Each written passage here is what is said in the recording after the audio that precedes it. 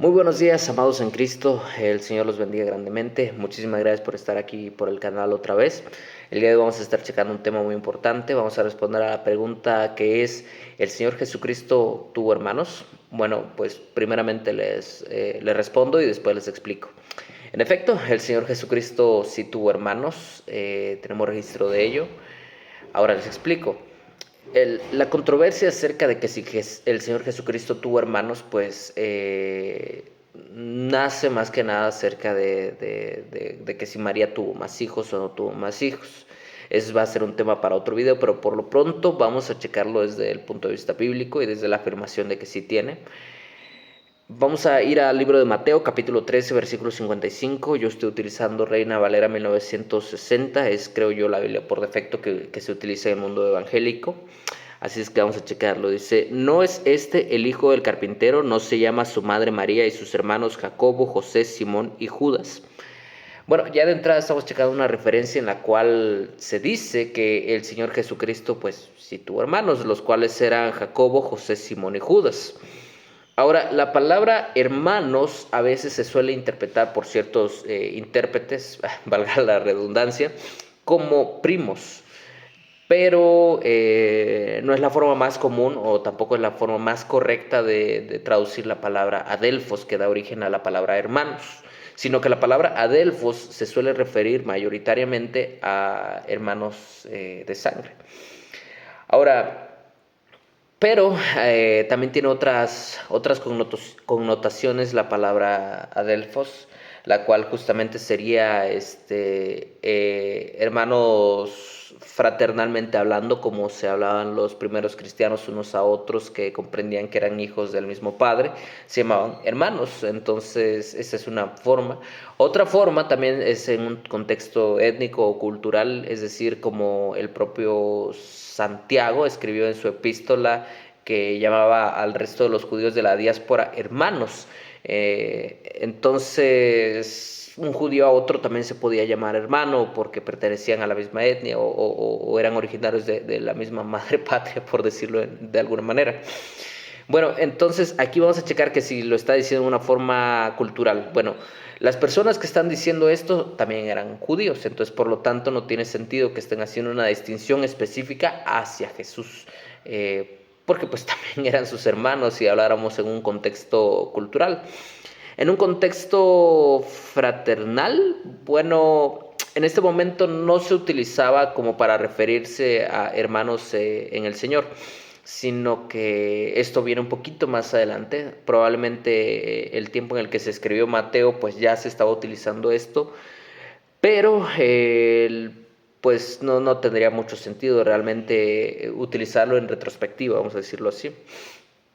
Entonces, la forma más óptima que podríamos especificar, pues sería un parentesco un parentesco sanguíneo, más específicamente, pues hermanos, hijos de los mismos padres, ¿no? Y no mucho como primos, pero ahorita vamos a explicar por qué. Justamente vamos al libro de Hechos, capítulo 1, versículo 14. Hechos 1:14, vamos a checar allá. Hechos 1:14 dice de la siguiente manera: todos estos perseveraban unánimes en oración y ruego con las mujeres y con María, madre de Jesús, y con sus hermanos. Bueno, otra vez está haciendo una distinción específica hacia Jesús, María, madre de Jesús, y con sus hermanos. Una lectura pues muy rápida, pues obviamente nos da a entender que son los hermanos de Jesús, hijos de María también. Pero vamos a explicar por qué este contexto pues cultural definitivamente no puede ser, porque el contexto no nos da a entender que sea así. Y aunque sí se está hablando de la iglesia, entonces sí podría ser hermanos en el Señor. No obstante, quien escribe esto es Lucas. Lucas también era un cristiano de la iglesia primitiva, entonces pues definitivamente no podría estar haciendo una separación hacia ellos, como que si ellos solamente fueran hermanos del Señor y no hermanos del mismo o del resto de los miembros de la iglesia. Vamos al siguiente punto, Gálatas capítulo 1, versículo 19. Gálatas 1:19 dice de la siguiente forma: pero no vi a ningún otro de los apóstoles sino a Jacobo, el hermano del Señor. Bueno, vamos a checar desde el punto de vista cultural. Culturalmente, pues de nuevo, no debería de hacer una distinción. Pablo también era judío. En el sentido fraterno, hermanos en el Señor, tampoco se puede hacer dicha distinción porque Pablo también era cristiano, de hecho es uno de los cristianos más importantes. Solamente nos deja aquí uno y ese justamente sería el sanguíneo, es decir, que era hermano únicamente y exclusivamente del Señor Jesucristo. Ahora, ¿por qué no podemos decir que era su primo? Y es bastante racional esa pregunta. ¿Por qué no podemos decir eso? Digo, si es primo del Señor Jesucristo, evidentemente pues no tiene por qué incluirse a sí mismo, pues, es exclusivo de él.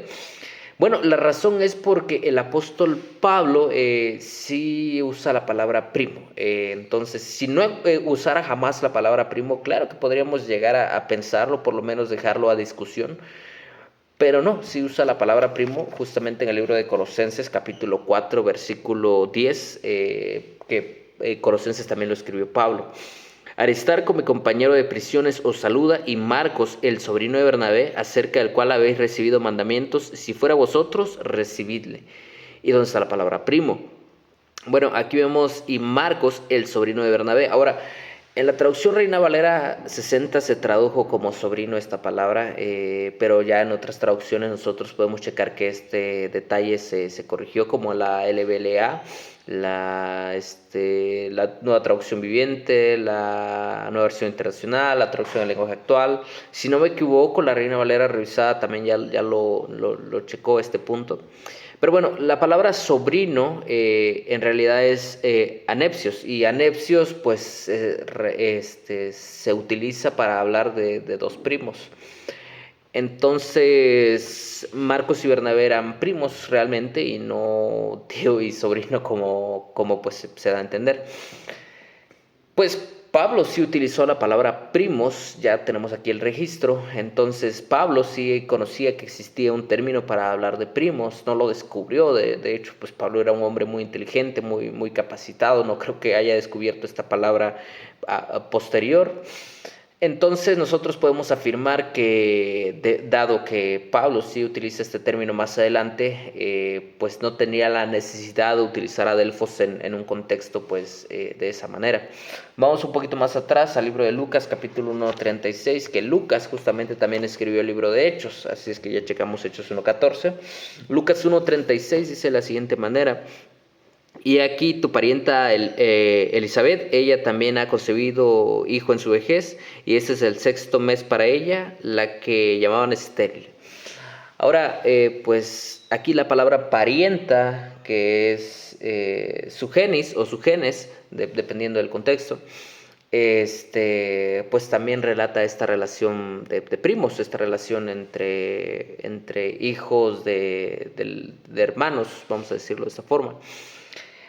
Ahora, pues, dado que Lucas también sabe utilizar un término para primos, pues podemos entender que en el libro de Hechos no estaba refiriéndose a una relación de primos, sino a una relación más exclusiva, sanguínea, que sí es la de hermanos de sangre, al menos por uno de los padres. Y dado que entendemos que Jesús no es hijo sanguíneo de José, pues debemos de entender que estos son por el lado de María. Ahora bien, pues es un breve punto, un breve tema sobre esto. Ojalá puedan checarlo. ¿Por qué nace esta controversia de que si son primos o de que si el Señor Jesucristo tuvo hermanos o no? Bueno, la razón es porque el dogma de la perpetua virginidad de María se contrapone a este punto, a que si el Señor Jesucristo tuvo o no hermanos. Porque si tú afirmas que María tuvo hijos, ya no fue virgen perpetuamente, y si tú afirmas que fue virgen perpetuamente, pues evidentemente no tuvo hermanos.